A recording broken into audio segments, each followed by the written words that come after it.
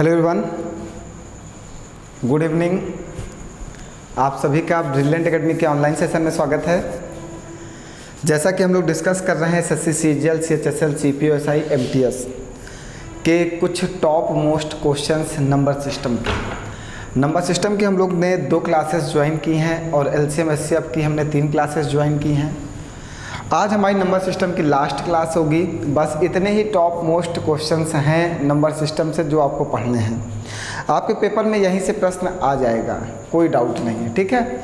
अब आगे हम लोग जो कल चैप्टर उठाने वाले हैं वो परसेंटेज उठाएंगे या एवरेज उठाएंगे, इन दोनों में से एक चैप्टर उठाया जाएगा जो टॉप मोस्ट क्वेश्चंस होंगे, जिसमें टॉप मोस्ट क्वेश्चंस कवर किया जाएगा।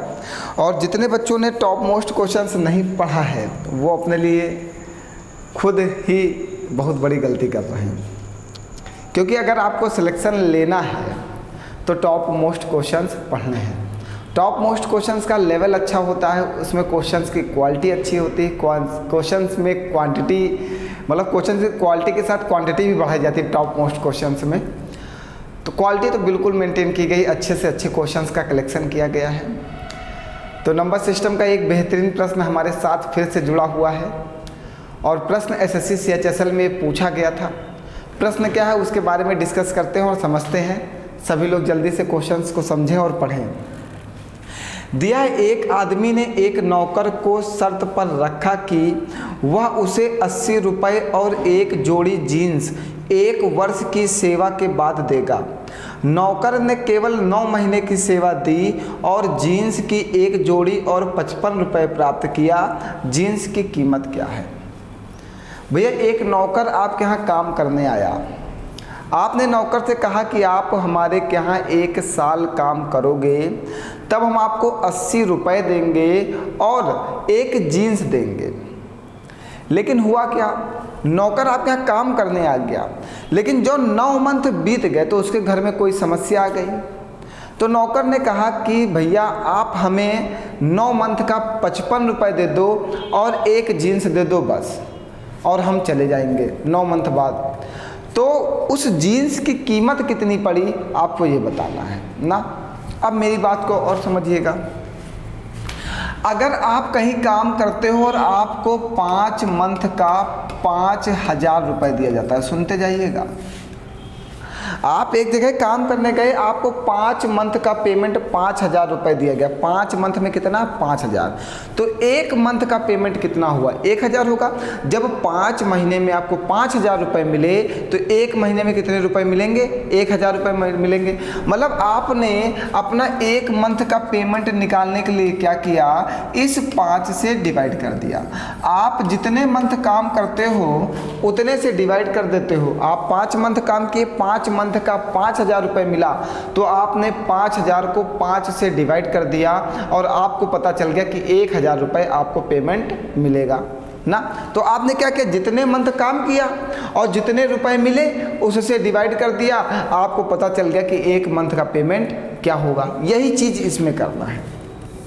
अब देखिए, एक नौकर आपके यहाँ काम करने आता है और नौकर को आप रखते हैं और आप उससे कहते हैं कि हम तुमको 80 रुपये देंगे प्लस एक जीन्स देंगे। कितने महीने काम करने पर?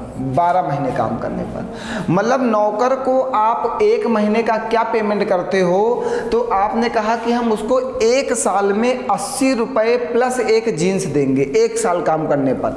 तो अगर उस 1 साल मतलब 1 साल में 12 महीने होते हैं, 12 से डिवाइड कर दें तो हमें ये पता चल जाएगा कि 1 महीने का पेमेंट क्या है। यही तो बात हुई ना। अब दूसरी बात समझिएगा। नौकर क्या करता है? नौकर 9 महीने काम करता है और 55 रुपये और जीन्स प्राप्त करता है। तो नौकर क्या करता है? 55 रुपये ले लेता है और एक जीन्स ले लेता है। कितने महीने में? 9 महीने काम करके। मतलब वो 9 महीने काम करता तो उससे 55 रुपये एक जीन्स मिलेगी। यहाँ से जब आप 9 से डिवाइड करोगे तो आपको 1 मंथ का पेमेंट पता चल जाएगा। दोनों इक्वेशन आपस में बराबर कर दो, क्योंकि नौकर द्वारा प्राप्त ये आय है कि नौकर ने कितनी आय प्राप्त की है। अब समझिएगा, ये कटेगा 3 चौको 12 और ये कटेगा 3 त्रिका 9। इस 3 का इधर गुणा कर देना तो 3 8 24 240 और 3j। इस 4 के 10 गुणा कर देना, 4 पंचे 20 का 0 हाथ से लगा 2, 4 पंचे 20, 220 और 4 जे। इस जे को उधर भेज देना, 220 को इधर भेज देना, 240 minus 220 equal to 4j minus 3j। 240 से 220 घटाओगे 20 बराबर जे, तो जीन्स की कीमत कितने रुपए आ गई बाबू? 20 रुपए आ गई। देखो ऑप्शन में दिया गया है। बात क्लियर हो गई? बहुत ही अच्छा प्रश्न है, पेपर में इस बार रिपीट हो सकता है, बेहतरीन प्रश्न है। कोई डाउट हो तो बताओ आप किसी को, कहीं पर कोई डाउट नहीं? बस एक चीज़ को सेट कर लेना है कि आपको हमेशा नौकर का 1 मंथ का पेमेंट निकालना है। पहले तो वो 12 मंथ काम करने के लिए आए तो 12 मंथ के लिए 1 मंथ का पेमेंट बना लेना, फिर वो जितने मंथ काम करने के बाद चला जाएगा उतने मंथ का 1 मंथ का पेमेंट बना लेना, दोनों इक्वेशन को बराबर कर देना, कीमत निकल आएगी। कोई डाउट कहीं पर? बोलो जल्दी से। नहीं ना? चलिए आगे बढ़े। चलिए अगला प्रश्न कहा है, बहुत ही अच्छा प्रश्न है, ये भी बहुत ही बेहतरीन प्रश्न है प्यारे बच्चों, बहुत ही ज़्यादा अच्छा है। चलिए समझिए, कह रहा जब 201, 202, 203, 204, 205, 206 को 260 तक की 9 से विभाजित किया जाए तो शेष क्या होगा? समझिएगा, क्वेश्चन है कि 201, 202, 203 डैश डैश डैश 260 तक की सभी संख्याओं को 9 से विभाजित किया जाए तो शेष क्या आएगा? प्रश्न आपका ये है, यही तो है। तो बेटा एक बात को समझना कि अगर इस प्रश्न को हमें सेकंड्स में लगाना है, जल्दी लगाना है, तो हमें कुछ नई चीज़ें आनी चाहिए। अब 9 जैसे ही हमें दिखता है तो 9 दिखते ही हमें भगवान याद आते हैं, क्योंकि मैथ के भगवान 9 हैं। मैथ के जो भगवान है वो 9 है, जो बड़े से बड़े प्रश्न को आसान बना देते हैं। आप समझिएगा, 9 क्या कहता है? 9 कहता है कि संख्याओं का योग जहाँ पर 9 हो जाए वो संख्या 9 से विभाजित हो जाएगी। जैसे कि हमें यहाँ पे ऐसे निकालना कि 1, 2, 5, 4 को 9 से विभाजित करने पर शेष क्या आएगा। हमने एक संख्या लिख दी, 1254 को अगर 9 से विभाजित किया जाए तो शेष क्या आएगा? तो आप क्या करोगे, यहाँ पे 5, 4, 9 कट जाएगा, 2, 1, 3 बचेगा, आप बताओगे शेष 3 आएगा। आप 1254 को 9 से विभाजित करके देख लो, जैसे आप बचपन में करते आए हो, और देखना आपको शेष 3 ही बचेगा। तो ये होता है गॉड रूल, भगवान का नियम। हमने इसके ऊपर 4-5 क्लासेस पढ़ाई हैं। जिन बच्चों ने नहीं पढ़ा वो सभी बच्चे इस क्लास को ज़रूर ज्वाइन कर लें, मतलब मज़ा आ जाएगा इस नियम में। बहुत ही बेहतरीन टॉप क्लास का नियम है, ठीक है। तो ये है हमारा गॉड रूल, जिसमें संख्याओं को जोड़ा जाता है। जोड़ने के बाद जहाँ पर 9 बनता है उसको कैंसिल आउट कर देते हैं, जो बचता है वही शेष हो जाता है। कोई डाउट? चलो अब समझना। अब यहाँ पे जो संख्याएं वो 201, 202, 203, 204, 205 डैश डैश डैश डैश 260 तक की हैं। तो इतनी बड़ी संख्याओं को हमें ऐड करना है तो इतना आसान नहीं ऐड करना। तो यहाँ पे हम क्या नियम लगाएंगे? हम यहाँ पे नियम लगाएंगे एवरेज। एवरेज इक्वल टू होता है सभी संख्याओं का योग, सभी संख्याओं का योग, और हमें सभी संख्याओं का योग ही चाहिए। सभी संख्याओं का योग बटे में सभी संख्या, ये एवरेज होता है। एवरेज क्या होता है? सभी संख्याओं का योग बटे सभी संख्या, ये एवरेज होता है। और हमें सभी संख्याओं का योग ही चाहिए। अगर ये आ जाए तो 9 का नियम तुरंत लग जाएगा। तो चलो निकालते हैं सभी संख्याओं का योग। तो एवरेज क्या होता है? जब भी गैपिंग समान हो, जब भी संख्याओं में गैपिंग समान हो, देखो सब जगह 1-1 की गैपिंग होगी। जब भी संख्याओं में गैपिंग समान हो, जब भी संख्याओं में क्या हो? गैपिंग समान हो, तब क्या करते हैं? First number plus last number बटे 2। एवरेज निकालने के लिए तब हम नियम लगाते हैं first number plus last number बटे में 2, ठीक। और हमें सभी संख्याओं का योग चाहिए, सम ऑफ ऑल नंबर हमें चाहिए। अपॉन में ऑल नंबर कितने नंबर हैं? 60। 2 से कटेगा 30, इस 30 का इसमें गुणा कर दो, इसको जोड़ दो, 461 गुणे 30 equal to sum of all number. सभी संख्याओं का योग हमें पता चल गया। हम 30 से गुणा नहीं करेंगे, 30 से गुणा करेंगे तो अपना समय बर्बाद करेंगे। अब इस संख्या को 9 से विभाजित करेंगे, क्योंकि हमसे कहा है कि 9 से विभाजित करने पर शेष क्या आएगा, 461 गुणे 30 भागे 9। 9 से भाग करने पर क्या होता है, संख्याओं को हम लोग जोड़ते हैं। 6 4 10, 10 का मतलब 1, 1 1 2 और 2 तिहाई 6, शेष कितना आएगा 6। क्योंकि 9 जहाँ पे भी दिख जाए तो वो डिजिटल सम फॉलो करता है। इसमें हम लोग संख्याओं को जोड़ते हैं, संख्याओं को ऐसा जोड़ते हैं कि संख्या हमेशा एक अंक की बन जाए। जैसे यहाँ पे हमने जोड़ा 6 4 10, 10 को फिर से जोड़ दिया 1, 1 1 2 और फिर 2 तिहाई 6, तो शेष कितना आ गया 6। ये देखो आंसर में 6 है। बताइए कोई डाउट है किसी को? बहुत ही अच्छा प्रश्न था ये भी। आगे बढ़ा जाए भैया, सबको समझ में आ रहा है? कहीं पर कोई डाउट हो तो जल्दी से पूछ लो, फिर आगे बढ़ते हैं हम लोग। किसी को कोई डाउट? बिल्कुल नहीं। चलिए आइए नेक्स्ट प्रश्न लेते हैं। कह रहा उस सबसे छोटी संख्या के अंकों का योग क्या है जिसे 21, 28, 30, 35 से विभाजित करने पर प्रत्येक मामले में समान शेष 10 होता है लेकिन 17 से विभाज्य है।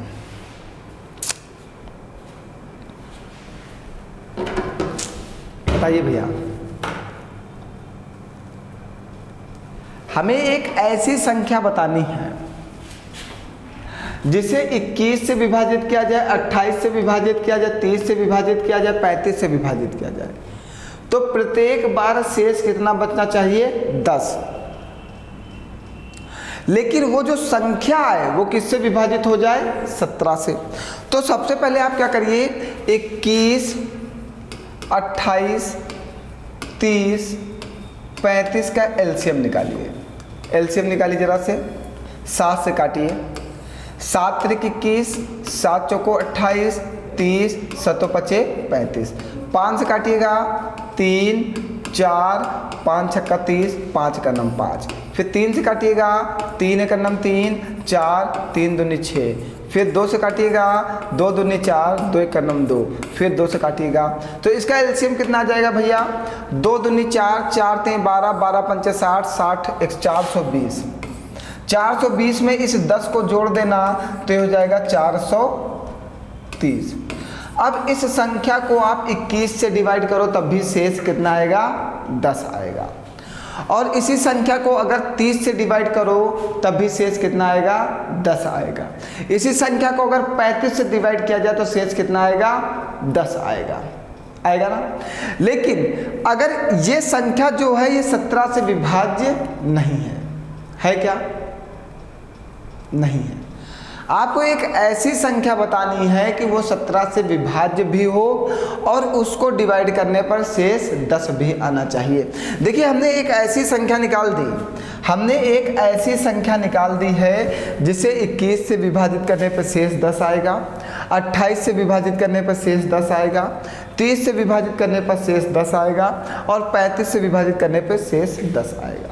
लेकिन हमने वो संख्या नहीं निकाली जिसको 17 से विभाजित करने पर शेष 10 आए। शेष कितना आए 10 आए, प्लस वो संख्या 17 से विभाजित भी हो। ये संख्या आपको निकालना है। तो आपको जो संख्या निकालनी हो निकालना है 430 में ऐसा क्या जोड़ा जाए कि ये संख्या 17 से विभाजित हो, और जो संख्या आएगी उसी का आपको योग बताना है। जो संख्या आएगी उसी को आपको योग बताना है ना। या तो आप ये कह सकते हो, एक बात और समझो, या तो आप ये कह सकते हो 420 में k को ऐड कर दिया जाए और 17 से विभाजित किया जाए तो शेष 10 आए, तो यहाँ से k की वैल्यू निकाल सकते हो। लेकिन आप पहले वैसे सोचना, ऐसे सोचना कि 430 में ऐसा क्या जोड़ दिया जाए कि वो संख्या 17 से विभाजित हो जाए। एक ऐसी संख्या निकालना और उसका योग बताओ जरा से कमेंट करके। पहले देखते हैं कितने लोगों का माइंड वर्क कर रहा है, इस संख्या को सोच सकते हैं। जल्दी से आप लगाओ और कमेंट करके बताओ कि इसका आंसर क्या आएगा। अगर नहीं आता तो कमेंट करके बताना, फिर कल बताऊँगा कि इसका आंसर क्या आएगा। देखते कितने लोगों का माइंड फुल्ली वर्क कर रहा है। देखो मेरी ऑनलाइन क्लास हो या ऑफलाइन क्लास हो, मेरी क्लास बिल्कुल सेम चलती हैं। जो मैं ऑफलाइन में करता हूँ वही मैं ऑनलाइन में करता हूँ। मुझे कोई वो मतलब ये नहीं लगता कि सामने आप नहीं, मुझे यही फील होता है कि आप मेरे सामने बैठे हो और मेरे प्रश्नों का जवाब दे रहे हो। और पढ़ाई का एक यही उद्देश्य है, पढ़ाई में एक यही मज़ा आता है जब सामने वाला हमारे प्रश्नों का जवाब देता रहे, सामने वाले को पता तो चले कि वो कुछ पढ़ रहा है या नहीं पढ़ रहा, मुझे पता तो चले कि आप पढ़ रहे हो या नहीं पढ़ रहे हो। तो जल्दी से कमेंट करके बताओ कि वो संख्या क्या आएगी जो 17 से विभाज्य होगी और उसमें शेष 10 भी आएगा और उसके अंकों का योग बताना है आपको। बहुत ही बेहतरीन प्रश्न है, लाजवाब प्रश्न है। मेहनत करो, जब तक मेहनत नहीं करोगे सीजीएल नहीं निकलेगा। ऐसे प्रश्न अच्छे अच्छे आपके सीजीएल में पूछे जाएंगे। चलो ये कमेंट करके आपको बताना है। आगे बढ़ते हैं, नेक्स्ट प्रश्न लेते हैं। 27 नंबर देखिए, बहुत ही अच्छा प्रश्न है, 27 नंबर में कह रहा संख्या में के अधिकतम मान और न्यूनतम मान के वर्गों का योगफल ज्ञात करें जिसे संख्या ये 3 से विभाज्य है। एक संख्या 45082K, ये संख्या 3 से विभाज्य है, तो के मैक्सिमम वैल्यू और के मिनिमम वैल्यू के वर्ग का अंतर बताना है। यही पूछा है। देखो कह रहा संख्या में के अधिकतम मान और न्यूनतम मान के वर्गों का योगफल बताना है। इसमें योगफल बताना है, अंतर नहीं बताना। चलो आओ, अब 3 का नियम क्या कहता है भैया, सबसे पहले आप ये बताओ। 3 का नियम कहता है जहां पर संख्याओं का योग किया जाए और वो संख्या 3 से विभाजित हो जाए तो वो संख्या पूरी 3 से विभाजित होगी। अब आपको के की जगह पर एक बार मिनिमम वैल्यू रखनी है और एक बार मैक्सिमम वैल्यू रखनी है, ठीक है। और संख्या जोड़ो, जल्दी से संख्या जोड़ो। 5 4 9, 9 8 17, 17 2 19। अब 19 प्लस के, यहाँ पे के की हम मिनिमम वैल्यू रखेंगे, फिर 19 प्लस के, यहाँ पे के की हम मैक्सिमम वैल्यू रखेंगे। अब के की जगह पे अगर मिनिमम वैल्यू में यहाँ पे 2 रख दिया जाए तो 19 2 21, 21 देखो 3 से विभाजित है। हमने बताया कि जब संख्याओं का योग किया जाए और योग करने पर अगर संख्या 3 से विभाजित है, अगर योग करने पर, जल्दी से कमेंट करके बताओ, किसी कुछ नहीं समझ में आ रहा क्या, बताओ भैया। अगर योग करने पर संख्या 3 से विभाजित है तो वह पूरी की पूरी संख्या 3 से विभाजित हो जाएगी। हमने एक बार मिनिमम वैल्यू ले ली, अब हमें एक बार मैक्सिमम वैल्यू रखना है। अब के की जगह मैक्सिमम वैल्यू क्या रख दी जाए, 8, तो 19 8 27, 27 देखो 3 से विभाजित है या नहीं विभाजित है, विभाजित है। तो अब क्या कहा, मैक्सिमम वैल्यू का वर्ग कर दो, मीन्स 8 का स्क्वायर कर दो, कितना 64। मिनिमम वैल्यू का वर्ग कर दो, मीन्स 2 का स्क्वायर कर दो, कितना 4। और इन दोनों संख्याओं का योग बताना है तो इन दोनों को ऐड कर दो तो कितना आ जाएगा, 68। बताओ कोई डाउट है किसी को, जल्दी से कमेंट करो।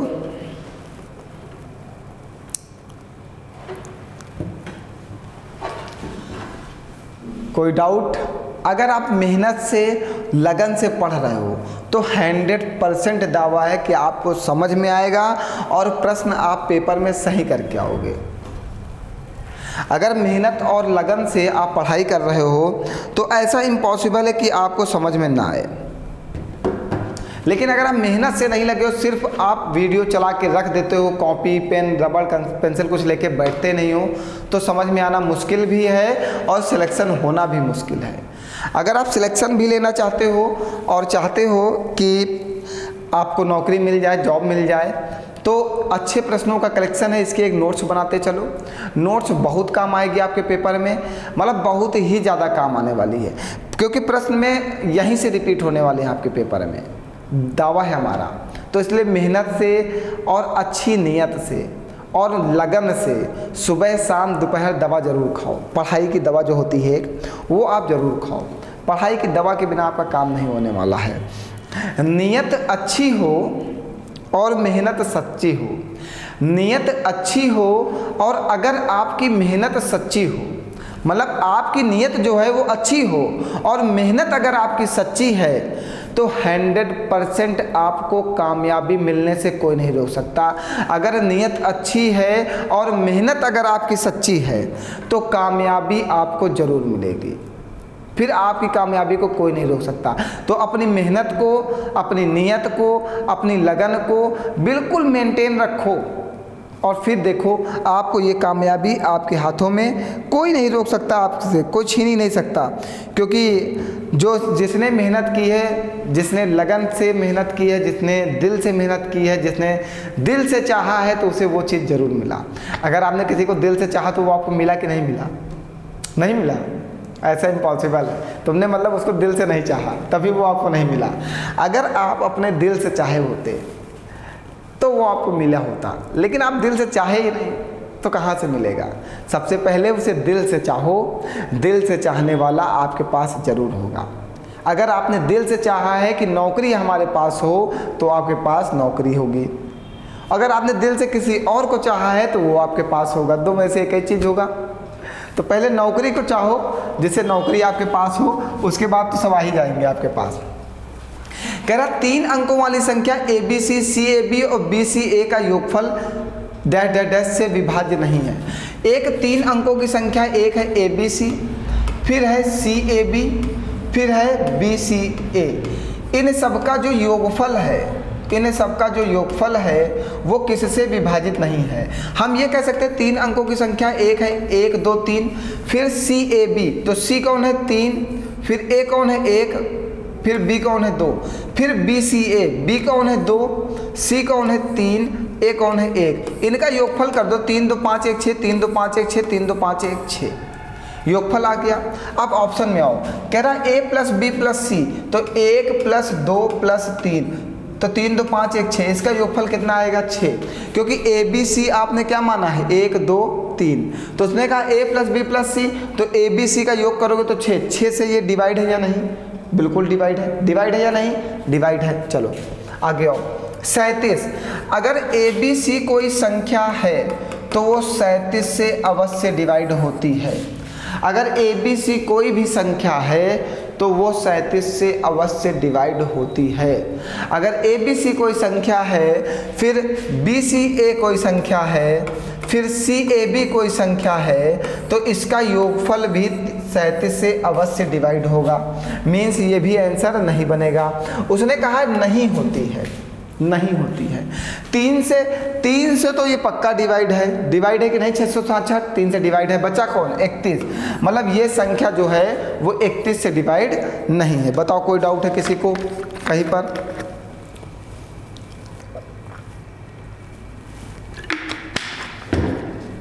आगे बढ़ा जाए, चलिए।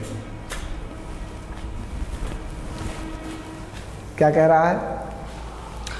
यदि 9 अंकों वाली संख्या ये 99 से विभाज्य तो A और B का मान क्या होगा? ठीक है, एक 9 अंकों की संख्या 8 4 7 5 6 3 9 A B किससे विभाज्य है?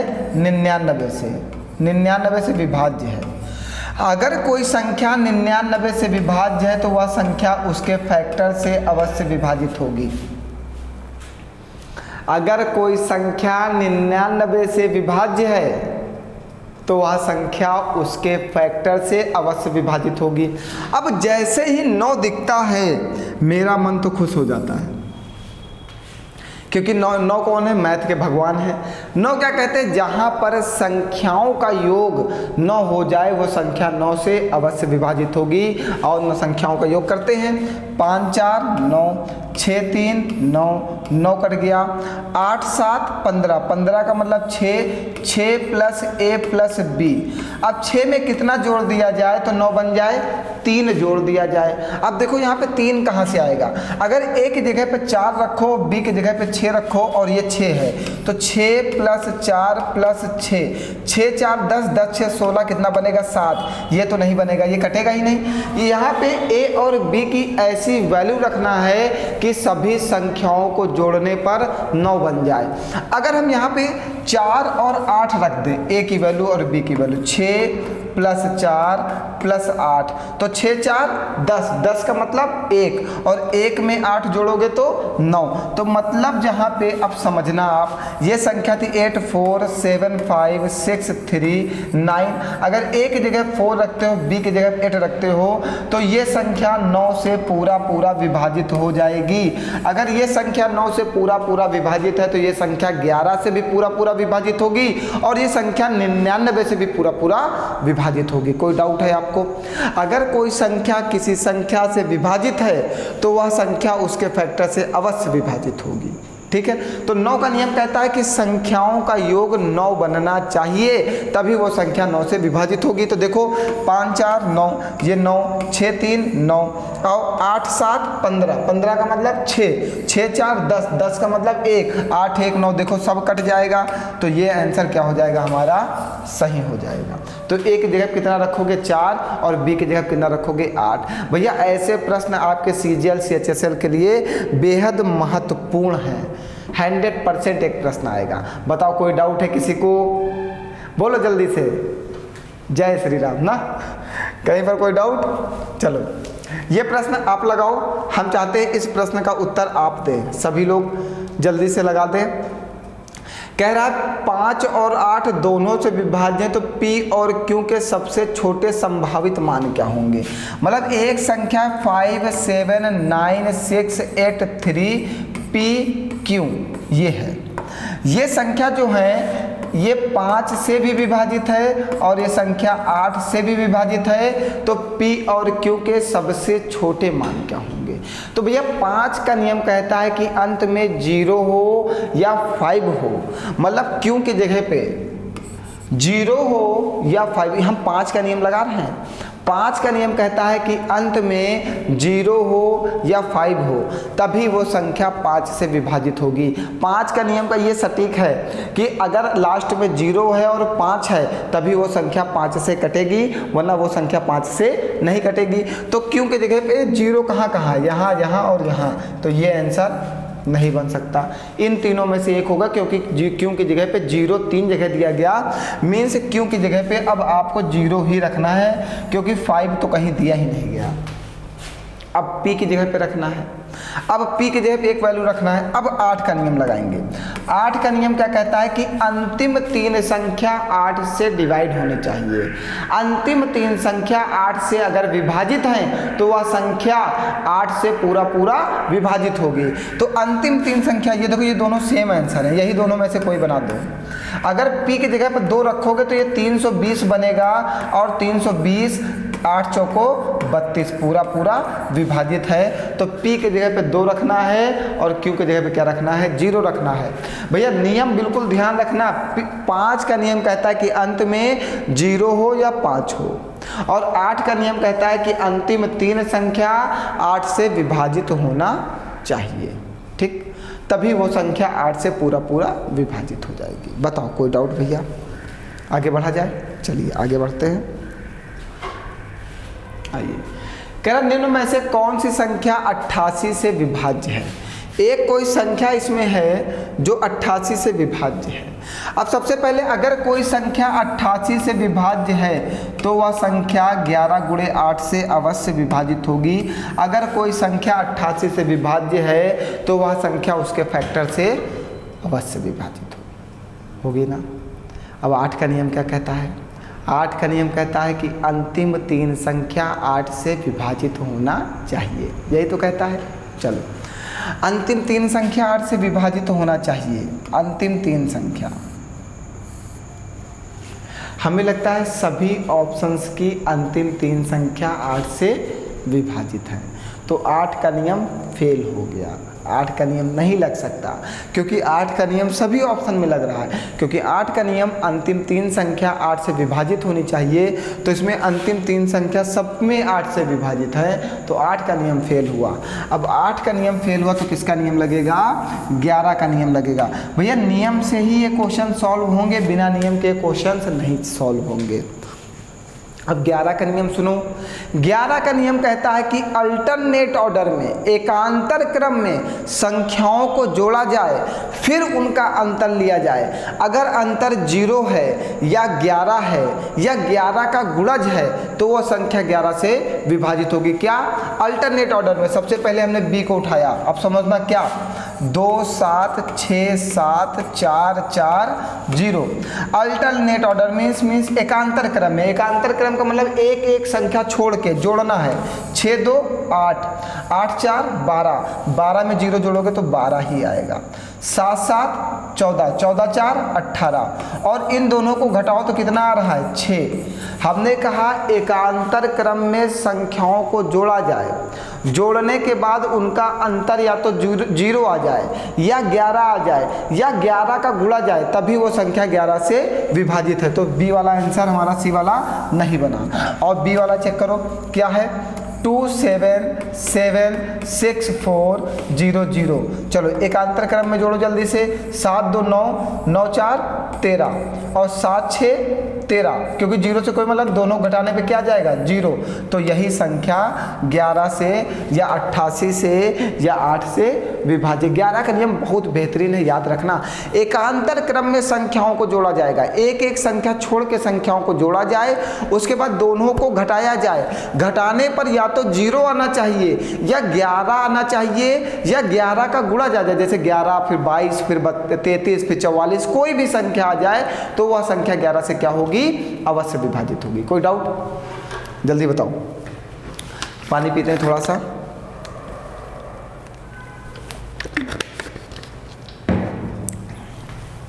आगे बढ़ा जाए, चलिए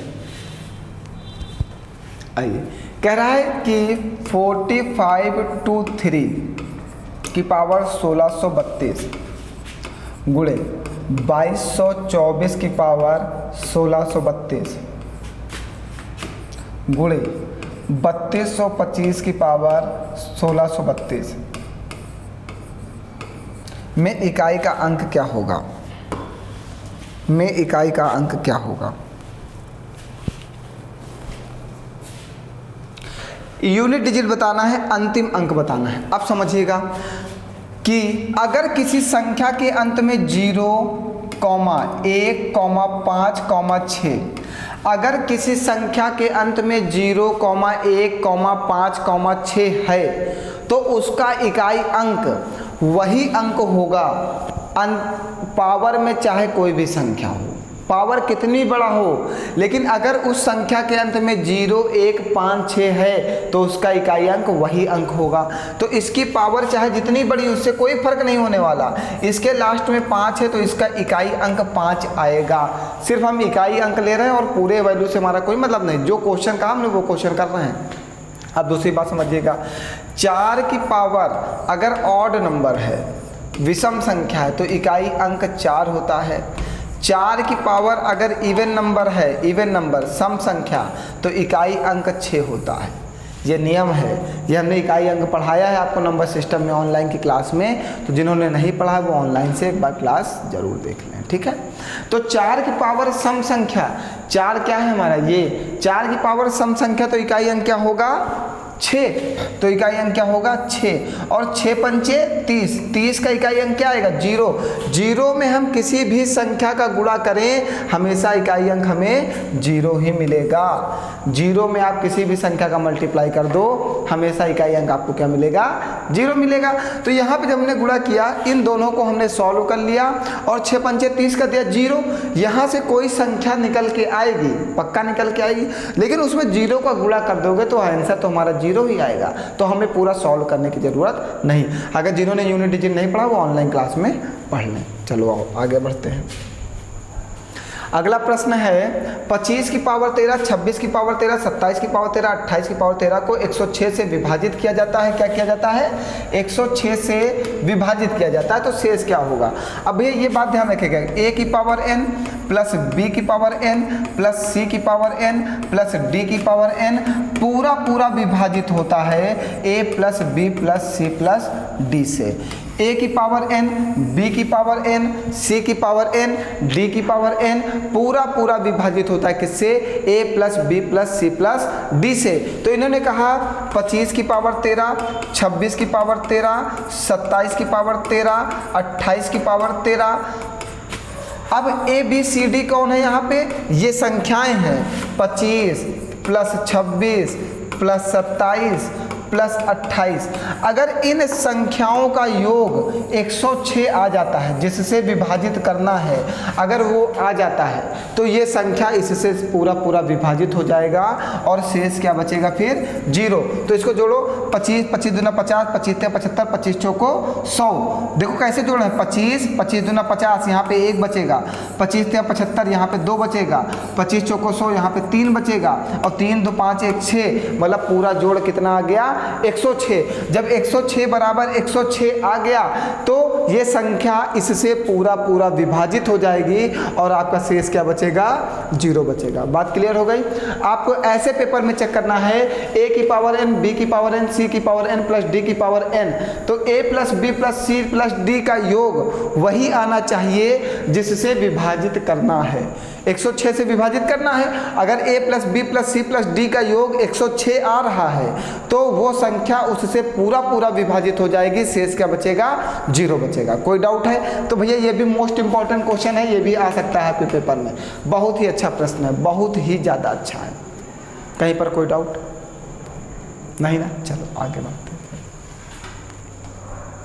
आइए, दिया है x की पावर y की पावर z बराबर 1, x की पावर y की पावर z बराबर 1। चलो थोड़ा सा छोटा करते हैं। अब आओ, यहाँ पे दिया x की पावर y की पावर z बराबर 1, यहाँ पे दिया y की पावर z की पावर x बराबर 125, यहाँ पे ये।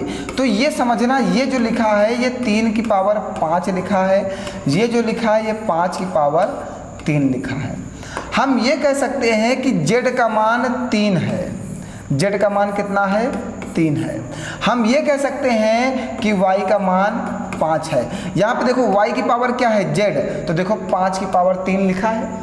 यहाँ पे देखो z की पावर क्या है? y। तो y का मान हमने कितना लिखा? 5। तो देखो 3 की पावर 5 लिखा है। अब हम ये कह सकते हैं कि x का मान 1 है। 1 की कितनी भी पावर, y का मान कितना है? यहाँ पे y का मान 5 है और उसका z का मान कितना है? 3। तो y की कितनी भी पावर, x बराबर हमने 1 माना, और 1 की कितनी भी पावर की जाए हमेशा 1 ही आएगा। तो x बराबर आप कह सकते हो 1 है। देखो कितनी जल्दी आंसर का क्वेश्चन हमने पहचान लिया कि सॉल्व कैसे हो, वैल्यू पुटिंग से। हमने जैसे देखा ये 5 की पावर 3 है और यहाँ पे z का मान 3 हो जाएगा, y का मान 5 हो जाएगा। तो यहाँ हमने देखा कि यहाँ पे z का मान 3 आ रहा है। देखो सब जगह वैल्यू बराबर आ रही। यहाँ पे y का मान 5 आया तो देखो यहाँ पे भी y का मान 5 आया, सेम वैल्यू आ रही ना। तो इसी वैल्यू को ले जाके अपने क्वेश्चन में पुट कर दो। x का मान 1 है तो 9 प्लस y का मान 5 है तो 10 पचे 50, z का मान 3 है तो 18 3 54। ये 59 से 54 घटा दोगे तो आंसर कितना आ जाएगा? 5। ये देखो, कोई डाउट है? तो ऐसे प्रश्नों में वैल्यू पुटिंग करिएगा भैया, ऐसे प्रश्नों में वैल्यू पुटिंग करिएगा, क्वेश्चन जल्दी लगेगा। ये भी मोस्ट इंपॉर्टेंट प्रश्न है, ये भी बहुत अच्छा है, सीजीएल में पूछा जा सकता है। ठीक, चलिए तो फिर आज के लिए इतना ही। आज की क्लास यहीं पर समाप्त होती है। नंबर सिस्टम में अगर मुझे कुछ और प्रश्न मिलते हैं अच्छे तो हम कल उसको सॉल्व करा देते हैं। टॉप मोस्ट क्वेश्चंस की पीडीएफ कल या परसों में आपके टेलीग्राम चैनल पे अपलोड करा दूंगा। सभी लोग डाउनलोड कर लीजिएगा और फिर उसको मन लगा के लगाइएगा। चलिए फिर मिलते हैं कल नेक्स्ट क्लास में। आज के लिए इतना ही। बहुत बहुत धन्यवाद आप सभी लोगों का।